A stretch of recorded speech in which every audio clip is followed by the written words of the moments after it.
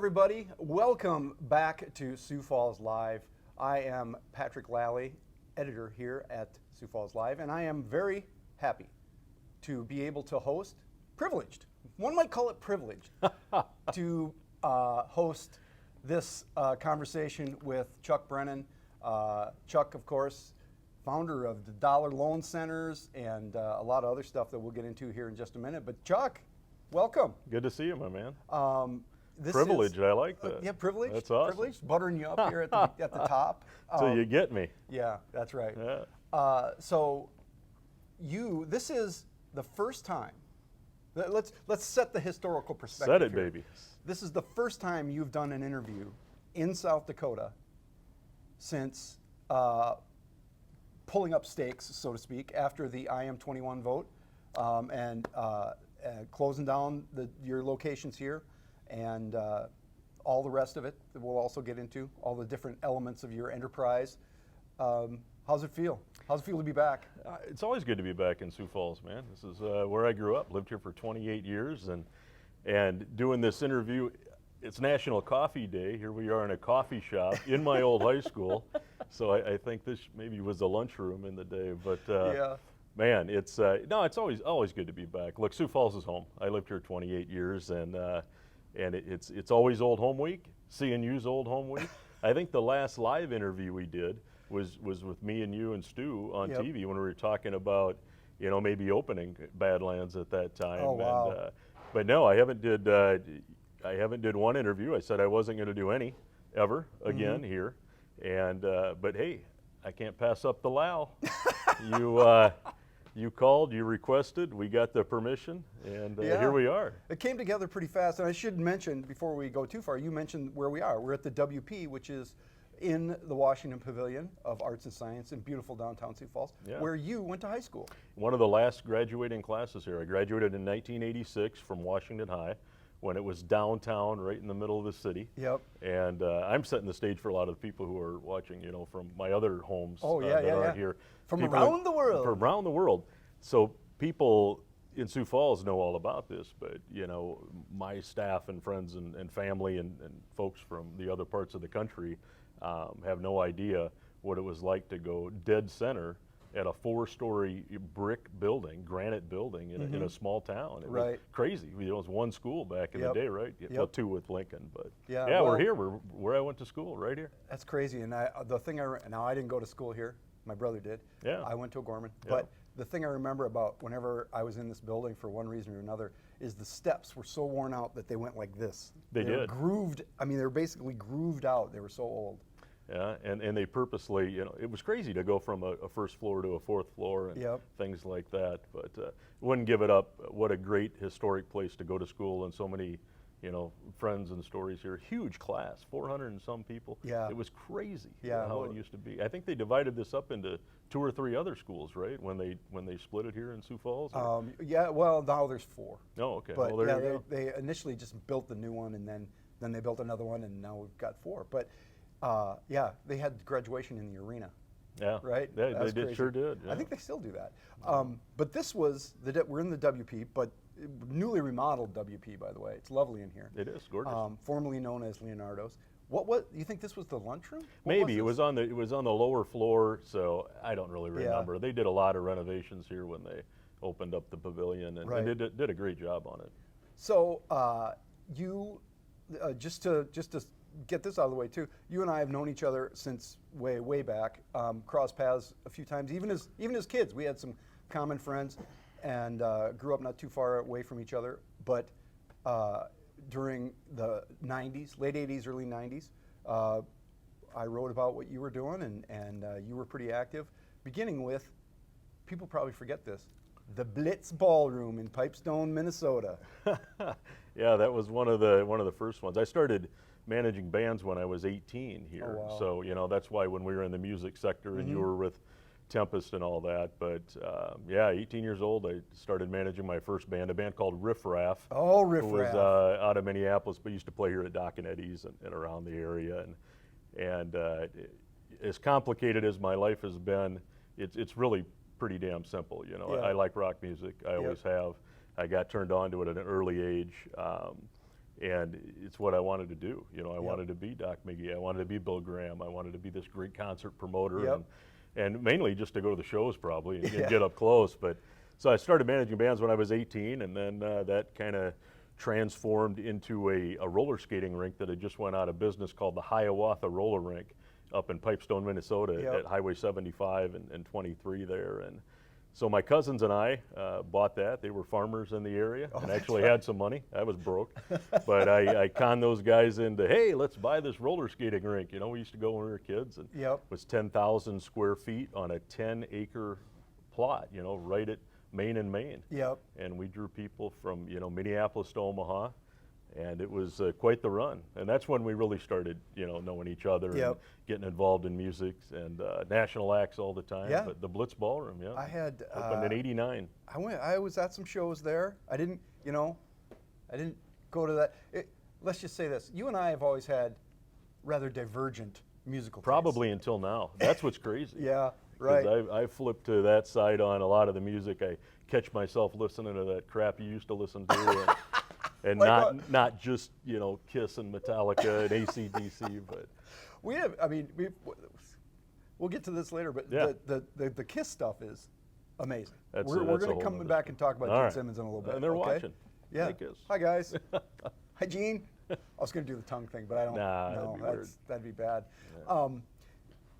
But you went from being the Blitz guy, and then you left town. You were doing concert promotion, and probably what year was it when you left and moved to Vegas? Well, it's kind of my concert business is it's a tale of two floods, really. I tell everybody I learned how to make a small fortune in the music industry, and that start with a large one because you're going to lose all your money. It's a horrible industry to get in. That's right. So there was one flood in 91, 92, and an implement dealer in Pipestone where this was, they really needed a piece of property. And look, I'm not promoting drinking and driving or anything like that, but in the day, we grew up in a different time. And when we opened the Blitz, people would come from 100 miles away. They would throw a cooler in the back, and they would get in, and it was heading to the drunken barn dance, right? You kind of drink all the way there, and then for some reason, drinking and driving became unpopular along the way. I don't know what happened. And Mothers Against Drunk Drivers kicked in, and thank God, because geez, all the people that used to die from that, it's sickening. But when that kicked in, it became a trap.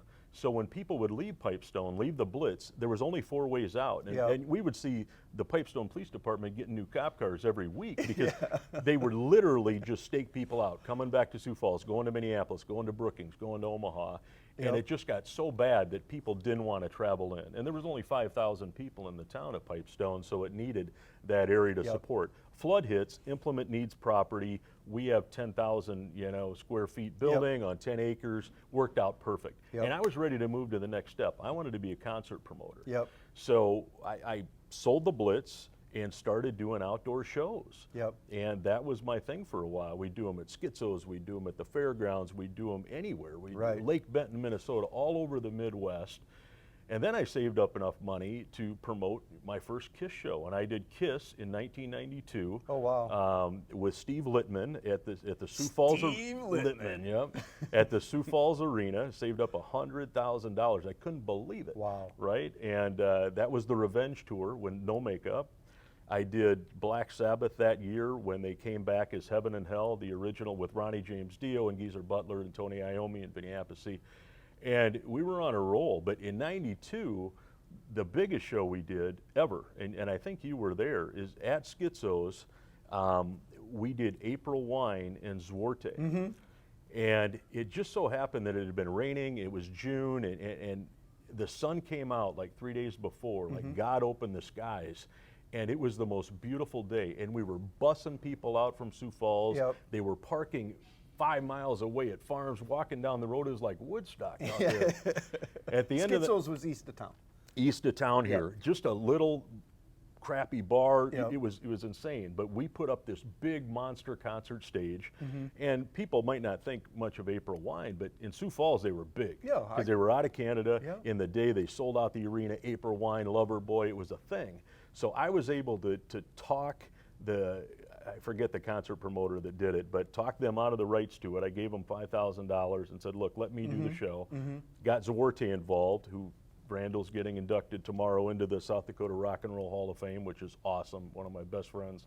Miss him dearly. But I don't want to get too far off track. This has a chance to get in the weeds quick, buddy.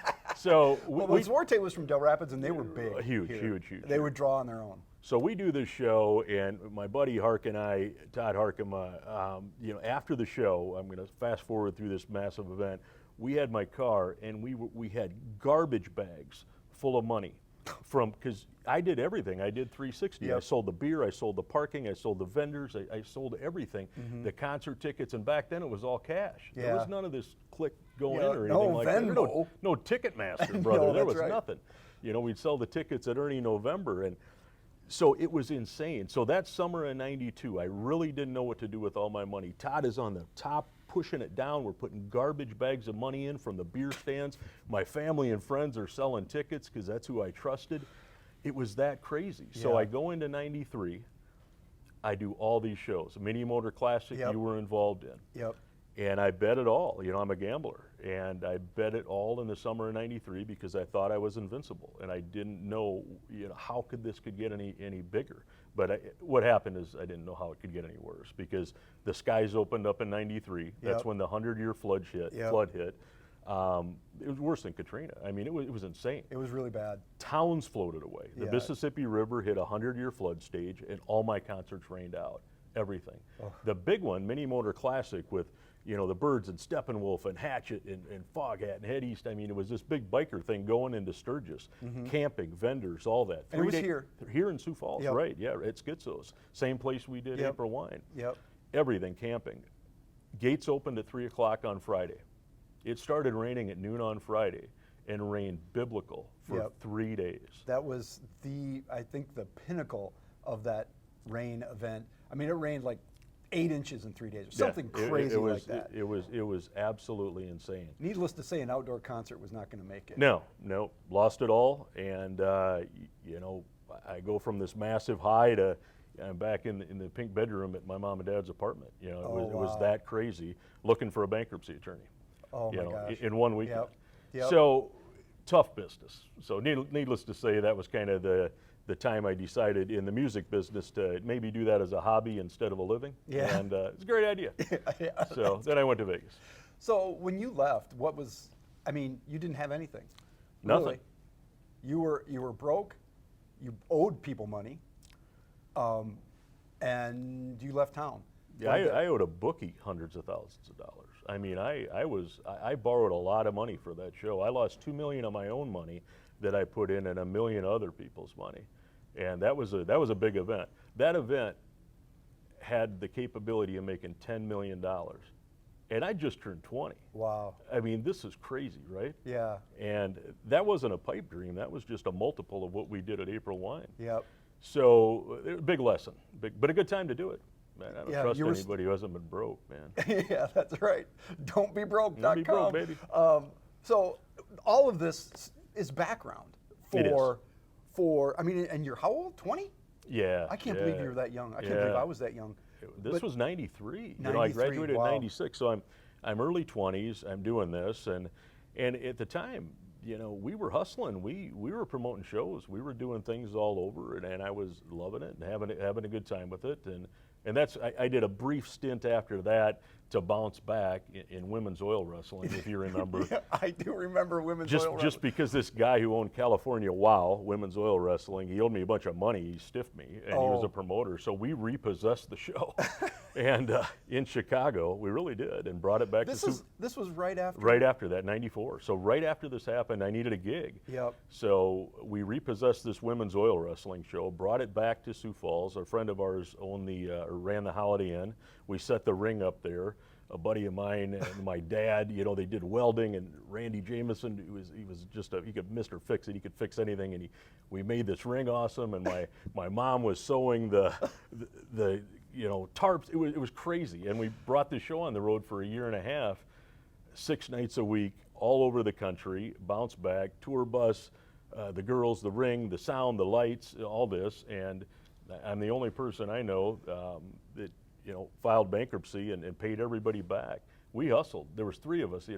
I was the sound guy, and there was an MC and a referee, right? Sean and Soda. So we're out. We load the show in. We do this oil wrestling show. We load the show out. We drive to the next city. Yeah. Every night for a man. year and a half. Big cash business. Bounced back. Then it was ready for business number 8, and I packed up the show and went to Vegas.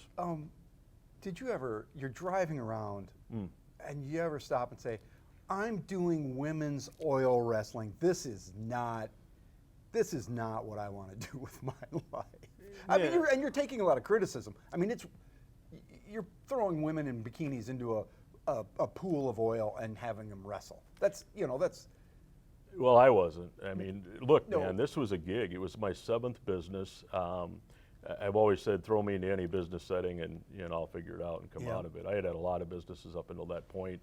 And it was just a gig, and if anything, we did it right. We're on, you're on the heels of Stripes and the mud wrestling and all. It was a thing. We were on Sally Jesse Raphael. We were on Phil Donahue. We all got arrested in Jerry Falwell's hometown of Lynchburg, Virginia. What? I mean, just crazy. They let you out right away. It's all you just flash and stuff. But it was publicity. Yep. And it was a gig, and we did it for a certain amount of time. We all had fun. I mean, there wasn't any nudity. There wasn't any. It was a real show. Yep. It was like the WWE with girls in bikinis Yep. and oiled up. That sounded weird. Well, it was a But little no, to weird. answer your question, it was just it was a gig, Yeah. and it was necessary. Yep. And it worked, Yep. and I got to see the country. That's I've true. been everywhere, man. A year and a half of that, then to Vegas. And I mean, fast forward a little bit here. You went to work. You had worked at Citibank here in collections, right? I did. I got my start at, going to Washington High here. When Citibank came to town after Janklow got rid of usury rates and Yep. all the credit card companies came into Vegas. Look, I grew up at 8th and Koval, lower middle class, didn't know that. We all thought we were loaded at the time, right? We were all poor on Yeah. the north end. And I lived right between Axtell Park and Lincoln Elementary. Had the best childhood ever, great parents, only child, like Eugene. Me and Gene Simmons, Gene. we Yeah, we talked even talked only about- children a lot. And it was great, right? Doing that type of thing. Yeah. But I don't know. It transitioned somewhere of. But you were in collections when Yeah. you went to Vegas. The connection to Citibank is you said, well, I've done this before. Well, Go to Vegas. So and yeah, start and I working in didn't really know how to collections. word this. That's why Yeah. I usually I don't get hung up on my words. But Yep. it was a weird situation when Citibank came to town. They came to town for a reason: Yep. cheap labor Yep. and the law. Yep. But when they got here, there wasn't enough labor. Yeah. They were screwed. They didn't have enough people. They needed 3,000-4,000 employees Yeah. for this city. So they came to the high schools, Pat. Oh, Right? wow, I didn't know that. And I couldn't afford to go to college or Yep. anything like that. So they came in, I'm a junior in high school, and they say, look, you get a C average, we're going to pay for your books, we're going to pay for your college, pay for all of it. Yeah. It was great, so I couldn't pass it up. I Yep. talked to my mom and dad. I said, look, I'm going to go start working at Citibank when I'm 17. So I started in the collection department. I got some pretty good pipes. I can tell a story. And I turned out I was a pretty damn good bill collector. So I'm on the phone hustling and collecting and all that stuff. And started going to Augustana College for a little bit to take advantage of that. Yep. That lasted about a semester, and I was out of there. And You weren't really. College wasn't your arena. Your you know, scene. I did it to appease people and. Yeah. Well, you had the opportunity. You Right. don't pass it up. And look, nobody in the Brennan family at that time had went to college. My dad was really happy I was going to college, Yeah. and I knew I could handle it, but I was bored. I had already had 5 businesses at the time. It wasn't me. Yep. So I went to Citibank, and I learned collections. I'm working full time. I'm going to college. I'm doing this, but that was when I was 17. I started managing riffraff when I was 18, and while I'm at Citibank, I'm building this plan for the Blitz and Boss Man Promotions and doing that. So Citibank was a vehicle for me to, pay some bills and have some stability and insurance and all this, and learn that I would never want to be in corporate America ever again, and I always wanted to be self-employed. And so it was a good part of what I was doing. It taught me some structure. It taught me how to deal with the corporate world and that environment, and Citibank was a successful business. Yeah. It still is. Yeah, And, yeah, they're still not what it was, but it was big. Sioux still Falls a was thing. lucky to get, that operation here. It It's really amazing, changed it. Yeah. those, 3 buildings out there, and now they're not even there anymore. Right.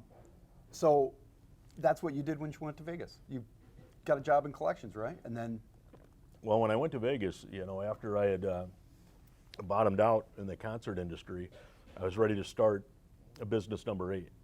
And when I got to Vegas, and I had been out there in '92 before, when Citibank was setting up their operation in Vegas, so I was kind of familiar with it and really liked it and liked the fast pace.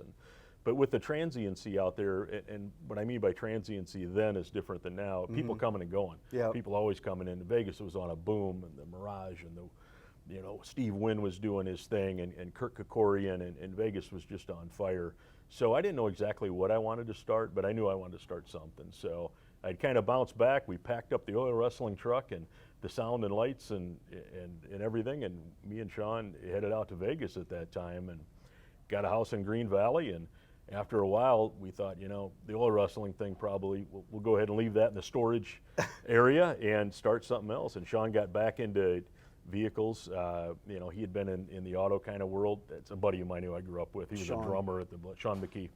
And so he went back into this big auto thing that was going, and I decided to, maybe open a collection agency because Yep. that's what I knew. Yep. So I got a job at a collection agency in Vegas that had been around for 25 years.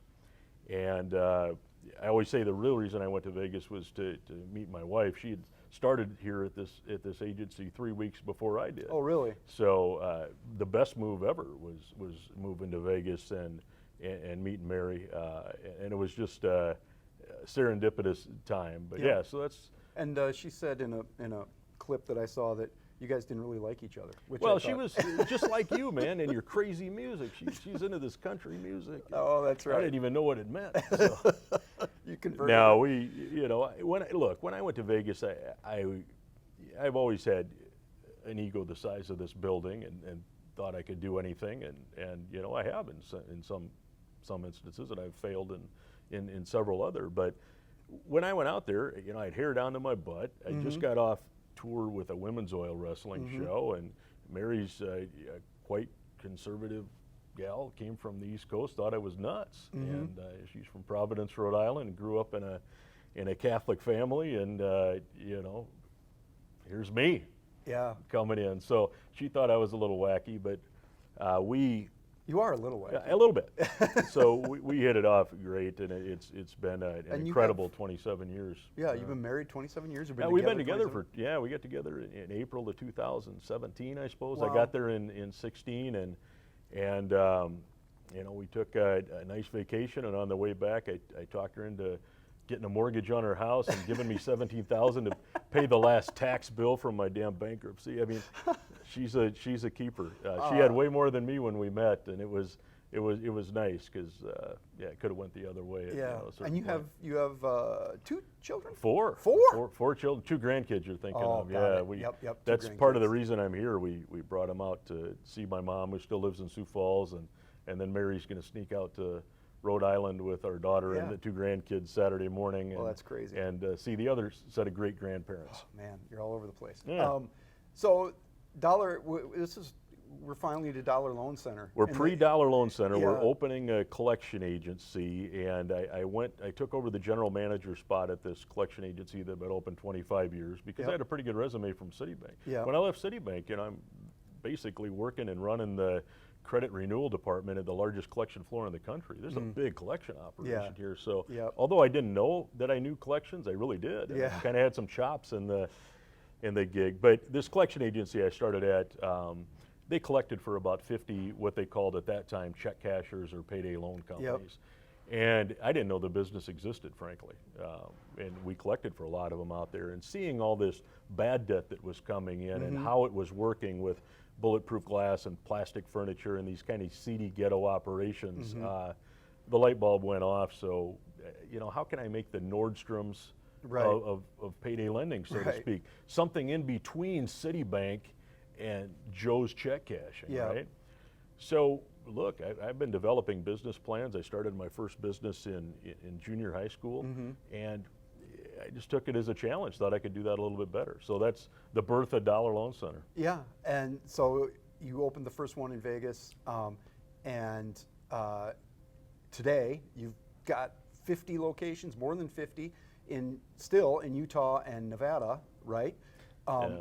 But you lost the election. I don't know how else to put it. There was an initiated measure in 2016 that passed that basically capped interest rates and put you out of business. Well, that was just in South Dakota. Yeah, just in South Dakota, not in a Nevada. very small part of the business. Right. So you're talking about 2016. We Yep. started Dollar Loan Center in 1998. We In got our Vegas. license, right? Yep. 400 square foot office, East Sahara in Vegas. One employee who I hired from Sioux Falls to come out there, really, who I Really? worked with at Citibank, because that's what I knew, Yep. and I trusted them. And I'm always back to trusted family, friends, things like that, because business is tough enough. So you got to surround yourself with good people. And so we started, and it just blew up. It grew and grew and grew quickly, up to over 100 locations. At one point, we had 50 locations in LA Orange County. We opened up 50 locations, Pat, in 18 months in 2012 in LA Orange County. That's Starbucks numbers. Yeah. Crazy. And Well, you're out of California now. It was. Well, I was opening up 800 there at the time, and when I started, California's a tough place to do business. It's horrible. And when you hear about it, the truth is it's way worse. That's a whole nother topic of conversation. Just unbusiness friendly state. And I started in LA and Orange County on purpose, because if it didn't work there, I was just going to phase it out. I opened 50, did 3, 4, and 5 year leases, and we did. We didn't like it. It was a bad place to do business. So as the leases expired, we slowly got out of California. We've always been in Nevada. That's where it started. We opened up South Dakota, in the early 2000s, and we were open here for 15 years. We had locations all over the state, Rapid City here, Watertown, Huron, Yankton. But why? And I think that you come back to South Dakota, you start the Dollar Loan Center, Right. but you also then buy Houston Speedway, call it Badlands Speedway, build Badlands Pond. And which I will is interrupt now- you, but the first thing I bought, Pat, that you were very vocal on, and so was Craig Ellerbrecht, is I bought the old Hardee's on the Loop. Oh yeah. I grew up 6 blocks from there. I walked up there, I watched them build it. It was a field trip at our school. Yeah. And look at me, I mean, I got down on the fries, brother. I love that place. And that area of town really started, the Pettigrew Heights area really started to diminish. Yep. So when that building came available, it went from Hardee's into a used car dealership. Yep. And a friend of mine approached me on it and said, you know what, let's open up Dollar Loan Center here. He used to be the president of our company for a while, Bruce. And we came in and we bought that, and I bought all 11 houses on that block and actually worked with the city and the state and everybody to get rid of the loop, to redo that whole infrastructure from east to west. We built our corporate headquarters there, invested millions of dollars into it, basically eliminated crime in that area, lit it all up, worked with the police department, did all that. So at the beginning, it was a little bit of a community development play. Yeah. I'm recalling all that now, how much land there was. But that was the first Dollar Loan Center in Sioux Falls. It was. First in South Dakota was the Loop, and it was going to be the only one.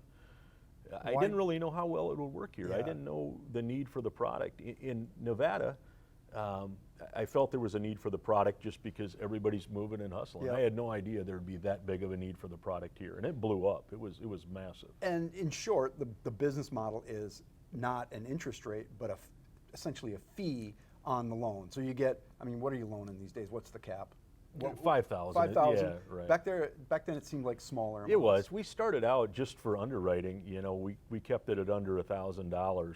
But our business model, the typical check cashing payday lender, the business model is really simple. You want a couple $100, right? Yep. You go in, you write them out a check for $260. Yep. They give you $200 on payday. They cash your check. You're paying that $60 fee. If you had the money for 2 hours, 2 days, or 2 weeks. Right.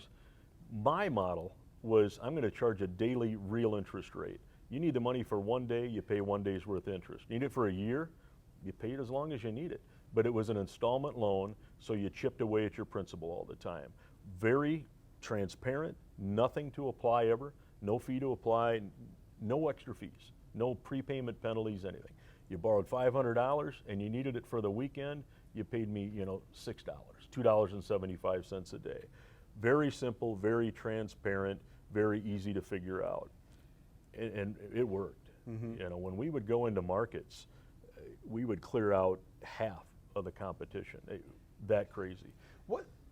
How is that any different than some of the sort of what we would call predatory lenders that are out there? I mean, again, when this blew up as an issue in the state of South Dakota, you became the face of it. And I've told you this because you picked up the phone and you were from here. And so the media, everybody would gravitate towards you, but there were other players and they have a different business model. There were 139 lenders at the state. The big mistake I did is we brought this to the forefront, and I did pick up the phone. I was never afraid of an interview.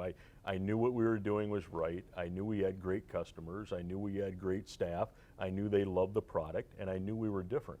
But everything gets lumped in together, right? Our company's called Dollar Loan Center. It sounds like a payday loan company, and it is different. There were 139 lenders in the state of South Dakota when IM21 passed. And look, you get lumped in with them. Some of these online lenders now, they do charge a lot. They do gouge you. They do these things. But even though our model was to be competitive against that and give the people a fair, transparent product, some of the others didn't, and you get lumped together. How are you? Tell me why you're not that. Tell me why what you do isn't predatory. Well, I think I just told you that. Well, I know, but how it works. I'd love to explain it. So when we borrow somebody money, the first thing we do is we give them a full week to, it's in my Dollar Loan Center Bill of Rights. If you go home, you come in and borrow money and you go home to your friend or your family or your boss and they say, look, you shouldn't be paying that kind of money, and I'll borrow you the money, they say. You bring me that money back in the first week, principal only, no harm, no foul. It's always been like that since day one. That keeps the complaints down, it's transparent and such. We also let everybody know that it's a certain amount per day, and pay it off early, chip away at it. It's a real loan with real interest. So if you pay $100 towards your principal, the next week it's less. So we educate the customers on that. And we really put it in their hands, and we talk them into borrowing really what they need and chipping away at it when they come in. And we're upfront about what it costs, and it's not a fee-based system. And we're really different. I know it's hard to explain it because no, I mean it's important. It's really it is apples and oranges. It's a completely different setup with it. And to put it into perspective of what our customers see, they see if they are late on their rent, or if they are overdrafted on their checking account, or they have a credit card company issue, that they're a couple days late, the fees are crazy. You go into, to use Sioux Falls terms, you go into Hy-Vee and write a bad check for $10 and you got a $45 fee, and then your bank hits you with $45. Yeah. If you borrowed, $500 from us for a week, it costs you $19. And really that's it, and it's out there. The percentage rate might be high on an APR basis, but people don't keep these out for a year. No, They when you keep out a couple annualize weeks, it, right. and that's where the critics of the industry, they grasp that APR and say, this loan's, 100, 200, 300, 400%, but it's really not. It's a transaction. It's not a loan. Who would use this for your car or your house? You Right. wouldn't. Right. Do you? But there are people who shouldn't use your service, right? I mean, do you have people come in, and you talk about this as your employees became like counselors to people? You were talking about this in an interview I saw when you won an award recently. They became financial counselors. But do you ever tell people no? All day long. We fully underwrite everybody. Even though bad credit's okay, because our business model underwrites people on everything except your number. It's terrible that everybody's a number when you go out there to get that. So we look at how long you've been on the job, do you own your home, rent your home, own your car, rent your car, all these type of things. Yeah. And we underwrite you for the dollar amount that you should get. But tons of people get declined. If they have a bunch of other loans out, if they can't pay back, actually people don't know this, but in most states, every state we operate, you have to prove the creditworthiness of the person you're lending money to. And we're highly regulated. We get audited all the time, national and state level. So of course, and it's my money I'm lending out. Yeah. So I don't want to give somebody $1,800 that isn't going to pay back. So our employees are counselors. They do work with the people. They determine if they can afford the payment, and we work with them. And if they can't pay back, we work with them again. We don't want to create a bad situation, because we know, I've had customers for 25 years, Pat. They come back every holiday, borrow money for Christmas, whatever.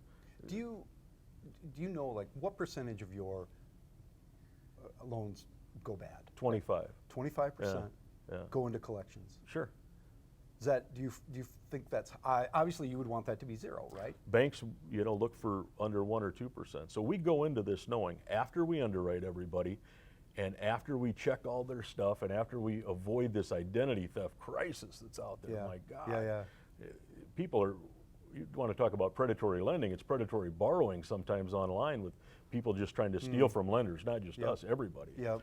But going into it, after we approve 4 people, we know that one of those 4 are never going to walk back in our door. And that's a cost of doing business. And unfortunately, that bumps the price up for the rest of them. But it is what it is. And we are a spot that helps them get over that hump. And admittedly, you've done exceptionally well, right? We've done very well, yeah. Yep.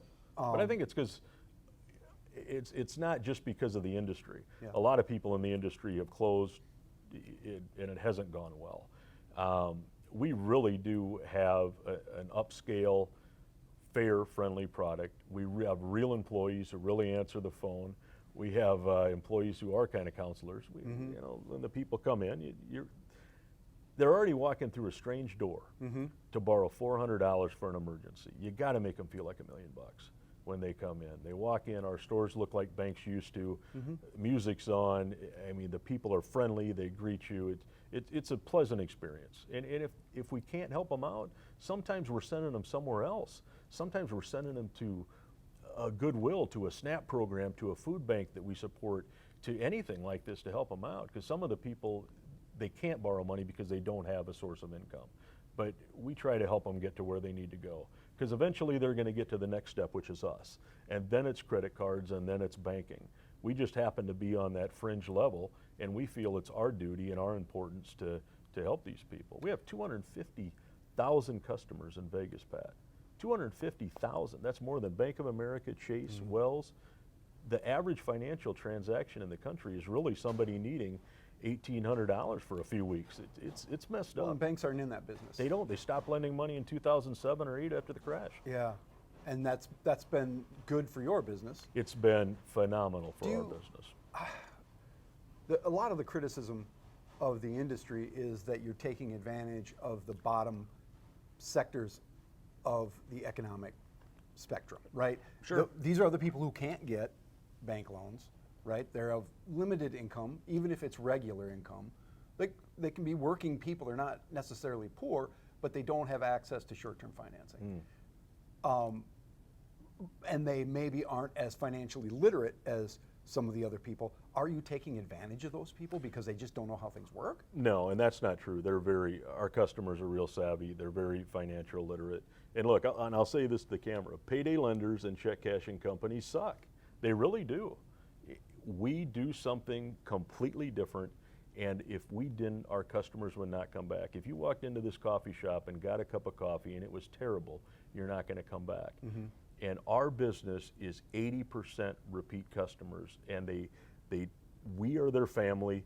This is their bank. Banks stop lending money. The banks do not do short-term loans, and we really feel we're in need. We're the fine line between somebody who's kind of desperate for money, doing something desperate, and that's not crime, but writing a bad check or borrowing money from a family member that's going to ruin that relationship. But the transparency, I think, is where it is with us. And there's a lot of other good lenders out there. Not all of them are bad. Some have a bad rap, and the laws have cleaned up a lot. But look, I also own a very large collection agency. Yeah. I'm in the lending and collection business. I'm a target, brother. I mean, Yeah.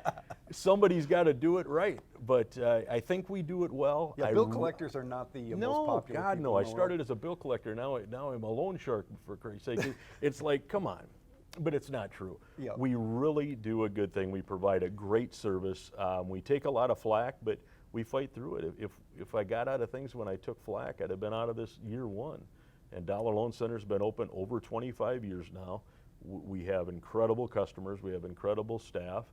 And it's really a great business. Look, my goal is to be what Lending Tree and Rocket Mortgage is to our sector. All the banks are fighting over a credit score number. You know, they're fighting over 75% of the population. I'm interested in servicing the 25% of the population that has a credit score under 600 and doesn't have a checking account. Somebody's got to be there for them and lend them money, and you know, it's me. And the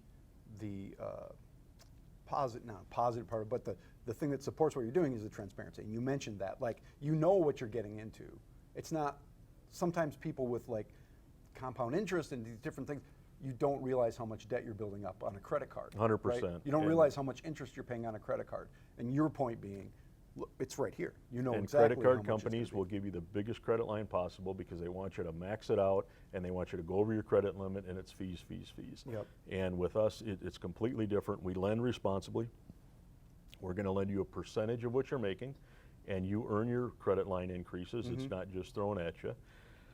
And it's really transparent. And again, if you get the loan and you bring it back, no harm, no foul, man. Yeah. No fees, no nothing. You know, you borrow $5,000, keep it out a week, bring it back in, and say it's not for me. That's fine. I'm not going to do it again. Yeah. Next time you're going to pay Yeah. the interest, but we're not out to hoodwink anybody. We really aren't.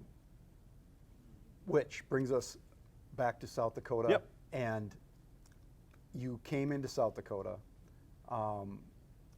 You didn't know how well it was going to do, all of that. But why did you do all the rest of it? And let's go down the list. You opened Badlands Pawn, right? Well, first we built that huge corporate. Yeah. Spent millions on it and Yep. redeveloped all that and put all these spaces in. Yeah. And you opened the Rock and Roll Academy, Yep. which, you know, Probably the coolest thing ever in Sioux Falls, the Gene Brennan Rock and Simmons, Roll Academy. Gene Simmons. All of KISS, Alice, Vince Neil, I Alice mean, all my Cooper, rock yep, star yep. buddies came out and supported that. It was wonderful. We gave 1,000 free music lessons a month, 45 instructors, volunteers, and it was like the School of Rock for free. Yeah. We teamed up with the Boys and Girls Club, underprivileged kids, again at the campus on the Loop, right Yep. where I grew up. I could never master an instrument, so it was cool to be able to do this. It was an awesome thing. So we came in with the corporate headquarters, the 3 buildings on the Loop, the Brennan Yep. Rock and Roll Academy, then the whole Badlands deal. So the Badlands Pawn, you built that building. We right? did. And in that building was a pawn shop, essentially, like a high-end pawn shop. Like, what's the TV show? But those pawn guys on Yep. TV. Yeah, Then it Rick. was a concert hall, so you'd pull everything out and have a concert, which it still is, as the Alliance. Shooting range, still there. Deli, radio Gun shop, station. gun range, casino, radio station, concert venue. It wasn't even called Badlands. The real term, it was Business 16 because it was my 16th business. Oh, so got it was it. Business 16 LLC. And so many great owners and what came together on that, we bought those 4 pieces of property right across from the arena and tore it all down except the vault in the First National Bank, which was the first bank building here. Oh, really? Yeah, and it was a vault that could withstand anything. It was crazy. And I went to Randy Jameson, he built all my buildings for me. I said, look, this vault is going to be dead center and build me 60,000 square feet around this thing. It was so big that Janklow's law office next door, Yep. we built it and put that inside the damn building because we needed a place to operate while we were building it. But yeah, the highest tech gun range in the country at the time, and the gun shop and the deli, just, it was the home of guns, gold, and rock and roll. We minted our own gold and silver there. We were melting at 3,000 degrees in there, making gold and silver. This thing was insane. And I just got carried away with it, to be honest with you. And then along the way, Rubens come to me and say, you know, maybe we put a racetrack deal together. It's Yeah, like, the owners of Houston Speedway. They it own. had been open for 50, 55, 56 years at the Yep. time, and look, they were the best operators. They're great people. I remember going to the racetrack as a kid. It was the coolest dirt racetrack in the country. It was like, like Terry McCarl always said, it was like flying a jet fighter in a gymnasium. Yeah, it was And tight. it was legit. 80 acres of land, Split Rock Creek going Yep. through there. Natural amphitheater. That was an ego play. That was an ego play because I thought, you know what, it needed such a renovation, and I knew the Rubens weren't in a position to do it. And I sat down with Steve and Greg, and we hammered out a deal. And I paid a lot of money for it. How much? And, a few million. Okay. Yeah. Let's say it's NDA. Some of the numbers I Yeah, can't that's say okay. NDA, but several million to put it blank. And then I put $20 million into it in 5 months. We had crews out there all winter long. We tore everything out and started from scratch. And we built the coolest racetrack ever. And it was awesome. So that was part of the Badlands thing. We had Yep. Badlands Motor Speedway now thrown Yep. into it, right? Yep. It was all branded Badlands, and I remember at the time you talking about taking this Badlands Pond concept and trying to multiply it. Well, right? the first one was supposed to be, you say that, the first one was Yep. supposed to be in Reno, right by Cabela's. Yeah. And then this area came up in Sioux Falls, and the mayor and everybody got a hold of me, and they were building this new sports and entertainment district. Yep. So they convinced me that if you put this here and do the first one here, that we're going to do all these great things for you. Yeah. Well, it didn't work out so well. Well, again, Yeah. it never has. We're not going to open the road and put a signal up so you can get there, but go ahead and spend, $60 million on this project. $60 I million for digress. Badlands Pond. We invested, before we closed, we invested over $100 million into the state, all in community enhancement stuff. And getting back to what you're talking about Dollar Loan Center, when I opened here, I kind of made the pledge to you and everybody involved that everything I made on Dollar Loan Center, I was going to reinvest back into South Dakota. Because this was a small portion of the business. The big portion was in Nevada and Utah and in California. And when I came here, I really wanted to invest in and make things kind of cool and awesome, and like I wish I had when I was younger. I wanted concert venues. I wanted this racetrack to be incredible. The gun range. My dad, loved guns, and he would have loved to have been able to go as a veteran. We let veterans and cops and everybody shoot there for free at that because there was no tactical training here. We worked with the police department, the sheriffs, the FBI, everybody, and they could use our range anytime they wanted as long as the lane was open. All these things. So it was all community enhancement. None of that shit made any money. None of it. It was all, again, ego play and making Sioux Falls a better place and having some fun with it and doing something that I wanted to do as a kid. Maybe an early midlife crisis, I don't know. I'd come home and tell Mary the next thing I'm adding, we'll put this on and we'll do this. It started as a pawn shop. Yeah. It really did. And it turned into crazy mayhem. Yeah. It was nuts. Armed guards. $10 million stocked in gold and silver. Oh, I forgot about that. The largest jewelry collection. We had AK-47 guards placed at times in our vault. It was nuts. It just got away from me. And I thought, anyway, you asked where they were going to be. We're putting 4 of them up. We were going to do Vegas, Nashville, Sioux Falls, and Reno. We're going to be the first 4. Yeah. But then, IM 21 passed in 2016 at the election. And the lending business got put on the ballot, so that really funded all of it. And we made a lot of money at Dollar Loan Center. I took all that money and invested it in all these other projects, and when the income source, went away in South Dakota, it wasn't like you could operate all these other things that were loss leaders.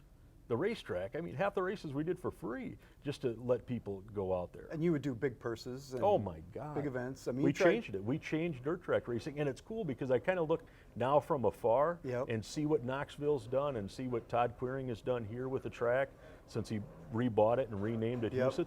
The purses are huge. The fans are getting what they wanted. When I went in, they thought I was nuts. All the other track owners were mad because I went in immediately and doubled the purses. and the trophies and the events and Well, you and wanted really to be tried build- I huge. wanted to be huge. You're a promoter. I At your heart, always you're a said, promoter. look, if I'm going to make X amount of dollars and there's 20 people there, I'd rather make the same amount with 20,000 people there because it's a party, it's a promoter, it's a Yep. promoting mentality. I didn't know how race fans work. You know, if I was to sell dollar bills at the concession stands for 75 cents, they'd Yeah. think I was trying to pull one over on Yeah. them. That's a whole other thing. Yeah. The racing world's interesting. They're a fickle bunch of folks, and if there was one business I should have never taken on, it was that track, because it sucked the life out of me. It was so much work and so much liability and so much risk. These cars are going around 100 Yep. miles an hour, Yep. and you know, people die, and we were worried at we were white knuckled. Mary and I went to almost every race there. We'd fly in for every, because it was so impressive. That tower we built, and seeing this, and it was like a video game, and the lights and the sound and everybody coming in, it was amazing, but nervous the whole time. Something bad's going to happen. Somebody's going to flip. Somebody's going to die. Somebody's going to run through. It's a tough game, and I didn't have the chops for racing, for sure. But we made a go of it. How much you think you lost on the track? I'll tell you how much I lost on the whole thing. The track was a big part of it. Let's just say, for hypothetical, and Ruben, you didn't hear this on your NBAs, all right?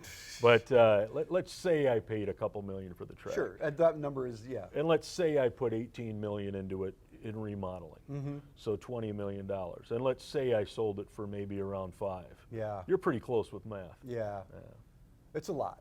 But if I didn't sell it, it was going to be tore down because it's a grandfathered in thing. You Oh, can yeah. never build that again in a million years. The ecological, it just, Right. you couldn't do it. They'd find a turtle or something down there in Split Rock Creek. Yeah, or yeah. You could never do it. Well, you could never build a Ever. racetrack basically in the middle In the of a middle metro- of town. Yeah, yeah. So I had to keep it going. Todd, you know, COVID was coming on. It was Oh, a yeah. weird time, man. And Todd had the track in Jackson, and he's always been a great promoter. And we finally hashed it out. We tried all kinds of stuff. We tried auctioning it. I tried to Oh, give it yeah. away during a race. I tried Yeah. everything to try to keep it going. Then when I brought the demolition gear out there, then it got serious, because we Yeah. had to tear it down. We had to do something with it. You couldn't just leave it. Right. Let So it I was going to mothball. turn it into a nature preserve. And finally, we got it done. And look, that was one of many hits I took on that project. You know, we had, let's call it, I had 100 million into all the investments in South Dakota. Probably sold it for, 50 cents on the dollar. But look, that's business. Some Yep. things work, some things don't. 92 concerts worked well, 93 not so much. And to be in a position, to be blessed enough to be able to absorb that type of loss, I think is the real godsend that I got going on, man. Because most people, you're down and out. Me, it was like, next. You're still mad, right? At you, a little bit. Nah, there's a big misconception. Excuse me, I like the branded water. It's all WP branded. WP water, yeah. baby. Come try this out. There's a big misconception that I am pissed and livid and mad at South Dakota. It couldn't be further from the truth, man. I grew up here. You grew up here. South Dakota gave me some of the best friends, and my family's here. It's a beautiful area. I promote South Dakota all the time when I'm talking to people. The situation makes me upset. The situation at how IM-21 came through, that it wasn't a law that was passed, it was a ballot initiative. And what it said on the ballot was, should we limit interest to 36%? So I got my staff and my mom going to vote, right? And they go, well, I don't want to pay any more than 36%. They're Right. voting against it because it was worded wrong. And we tried to have it worded as the industry, that it's going to put the industry out of business. But they didn't. And I knew when they were going to do that it was going away. And when That went we to had the some Supreme Court. The Right, ballot exactly. language. It was. Yeah. And when it happened, I went to the media, I went to you guys, I went to everybody and said, look, this is going to pass. And Yeah. it's going to shut it all down. And when it does, I got to go. This is what's funding all this stuff. And it did. and it passed the ballot initiative, and the whole industry, 139 lenders, were out of business in 5 days because it wasn't a law change where you have a year or two to modify. It went into effect. As yeah. soon as the election is verified, it's out of business. So luckily, Pat, it was 5% of our Dollar Loan Center operation.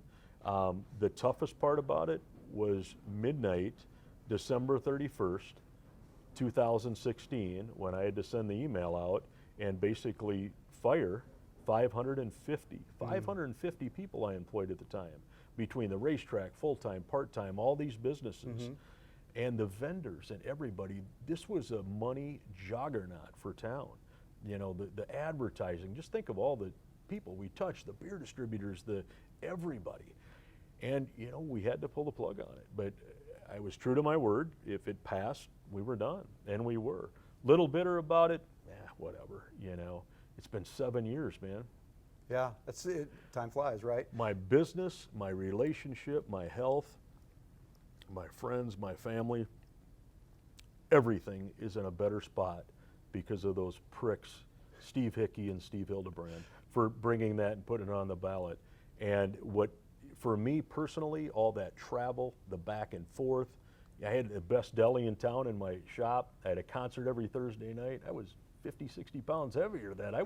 I was a health mess. But it was good for me personally. It was bad for South Dakota. The people really had fun with it. We had some great staff. I mean, it was sad. I should mention Steve Hickey and Steve Hildebrand were behind the ballot initiative. Yes. Oh, yeah. For the people don't know they are. And a lot of there's a lot that goes with that. That's a whole nother conversation. I don't want to. I like them both, Yeah, but for different reasons. But that's just it. You were the face of it. There were other lenders. Steve Hildebrand's cafe at the old Josiah's got overrun with homeless people who got trucked in by not you. You didn't do that. Of course not. No. It was the dude from North Carolina or Alabama. Well, because he put the industry out of business, and some people took it personally. I'm a realist. Look, it was a business thing. But those guys, what they did in bringing that to the ballot, really affected a lot of people. And not only did it affect a lot of people just from the fun standpoint, who cares if you can't go to a concert or the races, you know? Although we had some good races and great concerts. But who cares about that? The real problem was all those loan customers, thousands of them, who lost access to their credit the next day. And were they able to get their loans? Of course. You Google it, you put in payday loans, installment loans, short-term loans online, and people are lending them money from offshore or whatever, and none of them are licensed. None of that money comes back to South Dakota, and they're back to paying 3-4 times the cost of it. The loans are available no matter if it goes out of business or not. But when it was in business here, it was regulated, it was audited. We could get put out of business if we hoodwinked somebody or said the rate was different. All these other ones, they're unlicensed, unregulated lenders. People still got their loans. I felt bad for them. I felt bad for them. I felt bad for the staff. I felt bad for the city. You know, the tax revenue I pumped into this state with 550 employees and the revenues of all those businesses, South Dakota took a hit. It was a bummer. And you went back, you basically not retracted, you went back to Vegas, you ran your business. No, I lived in Vegas. Yeah. I just came here every Thursday night to my concert. Yeah, but I mean, when you got Megadeth and Kiss and Steppenwolf playing at my pawn shop, I mean, I'm going to come back every week. But I mean, you just went on with life and continued. I mean, it didn't break you, and you moved on. I'm interested in you are still connected to some South Dakotans at the highest level, though, right? I mean, people still come to you from South Dakota. Well, specifically politicians. Well, Pat, I consider myself South Dakota, and you should too. Yeah, I do. We grew up during an interesting time when your parents could walk out on your porch and holler, you know, for you to come home. It was crazy. And South Dakota's in my DNA. And South Dakota is a simple state to grow up in. In California, you grew up one way. In New York, you grew up one way. In South Dakota, we grew up another way. And a lot of those folks that I met along the way and supported, they do still reach out. Yeah, but what I'm saying is you're involved politically, not necessarily from a advocacy standpoint, but you're a donor. Well, definitely not an advocacy standpoint because, No, 'cause like you Michael don't- Jordan said, Yep. Michael Jordan said, and we'll go in politics. I'm okay with that. Yeah, brother. that's right. That's where we had a lot of creative conversations over the years. But Michael Jordan said at one time, look, Republicans buy shoes too. Yep. And I know that half of my loan customers are men, half are women, half are Republicans, half are Democrats, whatever. I try to stay as right down the middle as I can. And I don't like politics. I used to. I thought I did for a while. And you guys got me kind of hooked on it, and especially the Daschle Thune thing in South Dakota. South Dakota was a big deal, and I go from the Daschle Thune thing here with the basically running government with Tom Daschle leaving to a Harry Reid situation in Nevada. Oh, so yeah. it was kind of captivating and getting into what's going on with it, but I do miss the days where I didn't really know the difference between Democrats and Republicans and a lot of the political stuff that was going You on. host fundraisers. I do. You I'm see a donor. You see a part of politics that most people don't at the very highest income levels. Correct. I do. And I've been forced into it in a way because our business is a politically charged business. And I have to be out there advocating and fighting for our customers and our staff and choice of credit. So it's got me on both sides of the aisle, big events, some sides more than others sometimes, and really backing candidates who are okay with what we're doing because this is what I do. Want to name drop a little bit? Who are you hanging out with? I hang out with every politician in every state that I'm in, and every session, and this is true.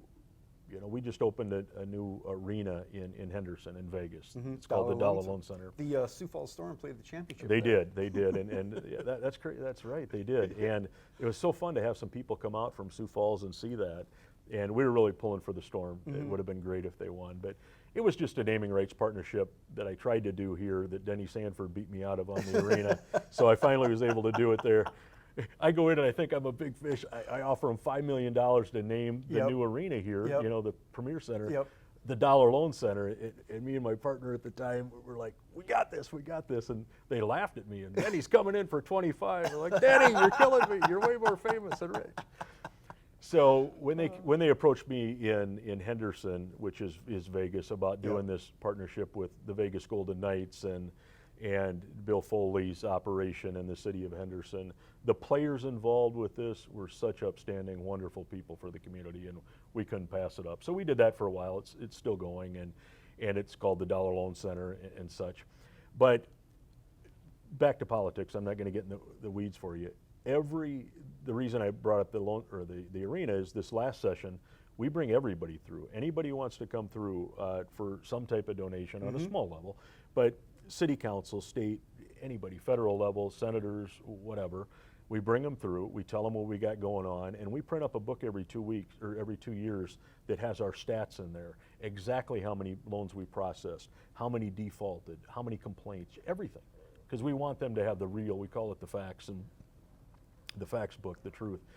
And we give this to them and let them talk to us. We're real people. They can see our customers, see our location, see our staff. And we have to, and it's a big part of every 2 years in Nevada with the legislation process. So we really, city council on up, mayors and things like that.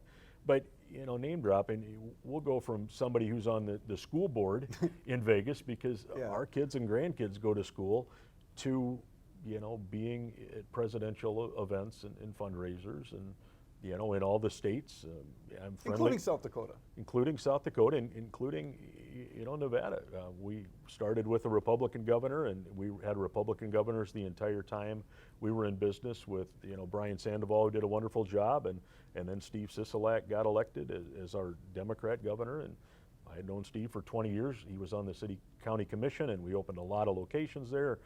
Friendly with their crew, they came through, and then Steve moved on, and now Joe Lombardo, who was our sheriff, he's the governor, and we're friendly with Joe, and we just try to stay in front of it, to let people know where we're at with it. But yes, definitely South Dakota, definitely governors.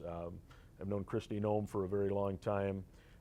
She's one of my favorite people. I think she's done a lot of great things for South Dakota. She gets a lot of flack here. But, you know, the past governors, my first big governor experience, we got flies. It's kind of crazy. Stop it. In the WP here, man, it's crazy. No, that's not what that is. So my first experience really with governors was back to rock and roll when we had Kiss play in Sturgis in 2008. And, you know, the governor at the time was Mike Rounds. And me and Mike walked Kiss on stage and Doc McGee, 50,000 people at Glencoe. It was absolutely crazy and huge. And, you know, I'm sitting up in the VIP section on the side of the stage with Mark Burnett, who's, you know, he created Survivor. He invented reality television, really. Oh, yeah, absolutely. And he had pitched me, a lot of people don't know this, but I was originally cast for Shark Tank. You know, I was one of the original 5. And, you know, Mary and I were... You're kidding me. Swear to God. Wow. You know, I was offered the job. Yeah, I ran hard with these guys in the day. And, you know, Mark and I got to be friends because Gene Simmons was on... he was on Shark Tank, or not Shark Tank, he was on Celebrity Apprentice with Trump, and you know, a lot of the rock stars were on, so I got to meet Mark Burnett, and him and his wife Roma Downey wanted to come to that show, so they flew out with Mary and I, and we went to the concert and walked Kiss on stage and with the governor and all this, and on the way back, he's like, my God, what did you do in the States? So I tell him the story on the way back to Beverly Hills, and a few weeks later, you know, we went through some casting stuff, and he offered me this new show he was starting called Shark Tank.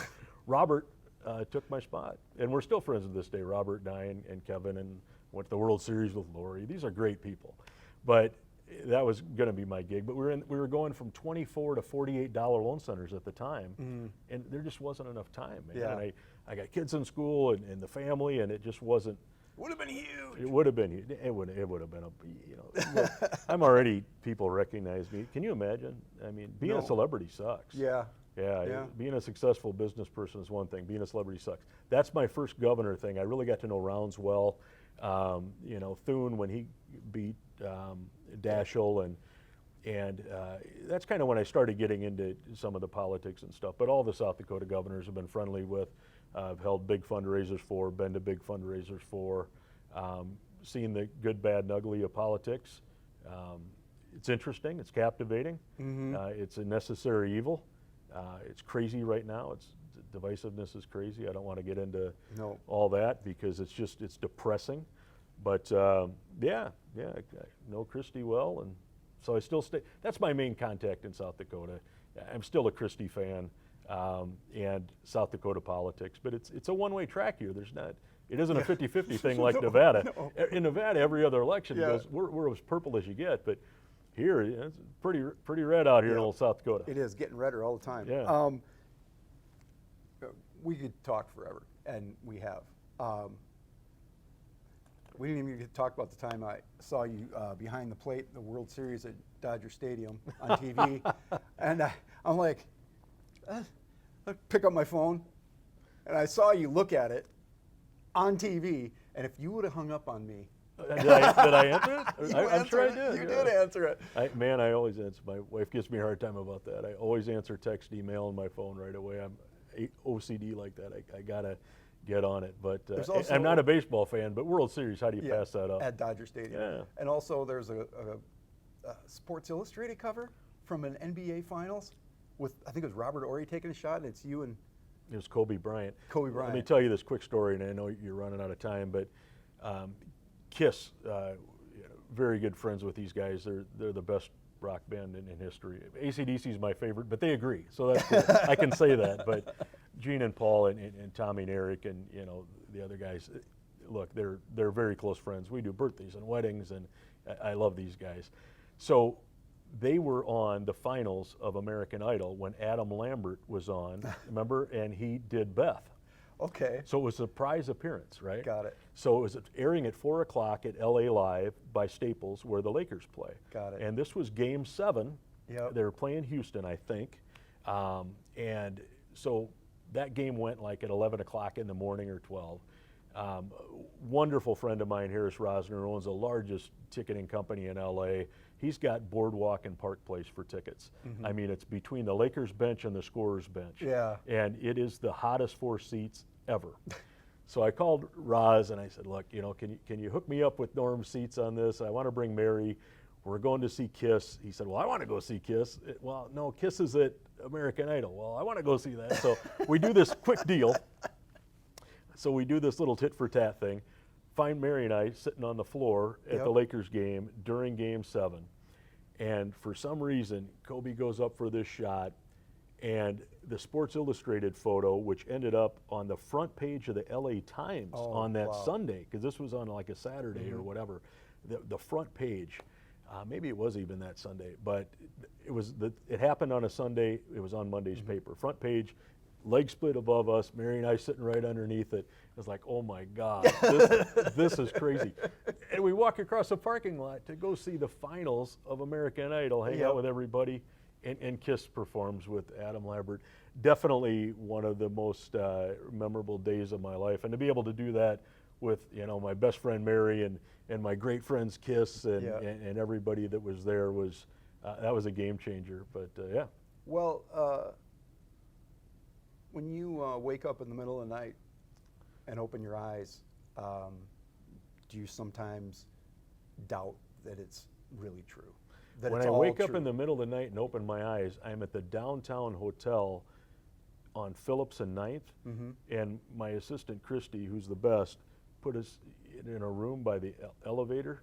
So this was like last night, and I'm up at 2 in the morning texting her. We're checking out in the morning. I got to go somewhere else. I can't sleep. So that's what happens. In the middle No, of the but I night. mean, do you ever just A like Sioux you Falls can't plug. believe it? No, I'm just I know, messing with you. You just like you're incredibly wealthy, right? Just I'm not even going to ask you your net worth, but it's a lot, right? It's not a charade. You have a lot of money. You have been able to do all these things. Sometimes you are much maligned, It's a crazy story for a kid that grew up in the North End. It's a crazy story. I pinch myself every day.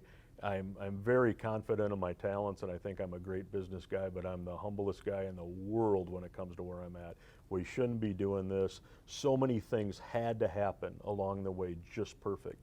The roller skating rink, Badlands, IM-21, the rainstorm, all these things had to happen just perfectly. Moving to Vegas because I was broke, meeting Mary, starting this business, getting involved in that community. So lucky, so lucky. Go to church every Sunday. That's one of the things that I'm faithful for. And I never did that, in the day. That's a new thing. When my son got baptized, I said, I got to get into this. This is kind of a big thing. And Jet changed my life, when he was born. And it was a time in our life when I had the time to really spend time with him. The first 3, they got a little attention, but we were hustling and busy and stuff. And when Jet was born, I really got to become dad and get involved in everything that was going on. And that was a big game changer for me. So when he got baptized at church, we started going regularly. And one of the biggest things I'm definitely thankful for is this crazy ass career that I've been involved in, and that dates back to South Dakota and the upbringing here, and being from here. I always say is the best thing. Maybe not living here, but being from here. I do think pessimism started in the basement of Bob's Cafe on 12th Street. There's a lot of folks here who think they're getting hoodwinked a lot, and it's funny now. It used to be you get caught up in some of that, but now it's kind of funny, and I do feel I'm lucky. With a Bob's Cafe reference, that's probably as Sioux Falls as you can get. So we will we're gonna end it there, and maybe we'll do this again next time you pop in, just for fun. Next 7 years? Yeah. No, it would be you and me. We'll get a guest, and we'll co-host. I would, I would love that. I've never met a camera or microphone I haven't fallen in love with. My wife always says. That's why I knew you'd do Thanks, it. Pat. Though. Thank you, Chuck. This has been fun, and it went quick, and hopefully we didn't tell too many stories, No, and it was great. somebody got something out of this. It went a little longer than I thought, but that's okay. We didn't get to the dirt. I thought we were going to the political. No, anyway. I tried to drag it out of you, and you just cut it down. Yeah, trying to keep it G-rated. Anyway, thank you, Chuck, for being with us on Sioux Falls Live. This is what we do, people. We go live when we can and where we can, and try and be everywhere we can. So we'll see you next time.